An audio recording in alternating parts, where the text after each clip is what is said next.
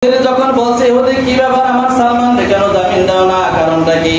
ইতিপূর্বে সবাই আসছে, বড় বড় সাহাবীরা আসছে, তাদের কাছে জামিন দেয় নাই, আমি আপনার কাছে জামিন দেব, এই জন্য আপনার জন্য আমি অপেক্ষা করতেছি। বলতেছে মুহাম্মদ এক শর্তে জামিন দিতে পারি। কি শর্ত? এই যে খোলা মরুভূমি, এই মরুভূমির বিরুদ্ধে 1000 খেজুর গাছ লাগাবা। 1000 খেজুর গাছে অন টাইমে খেজুর গাছ হবে, খেজুর পাকবে, আমি ওই খেজুর খাবো, এরপরে সালমানকে মুক্তি দেবো। বলেন তো, ওমরের মেজাজ তো ঠান্ডা, এখন কি এই কথা করার পরে কি ঠান্ডা আছে? কিছু মানুষ আছে দেখবেন হঠাৎ রাগ হয়, হঠাৎ রাগ আছে না নাই? তো এই মেজাজ আল্লাহ তাআলা দিয়েছে। এই মেজাজ কে দিয়েছে? সব মেজাজ তো একরকম না। ওমরের যদিও ঠান্ডা থাকার কথা, আল্লাহ বলছে ঠান্ডা থাকবে, কিন্তু এই কথা শোনার পরে তো ঠান্ডা কোনো থাকার কোনো সুযোগ নাই। হুজুর অনুমতি দেন আর পল্লা ফেলাই দিই, জানোয়ার আগে খাজুর খাই দেবে, জন্মে খাবে। কথা কান ঠিক কিনা?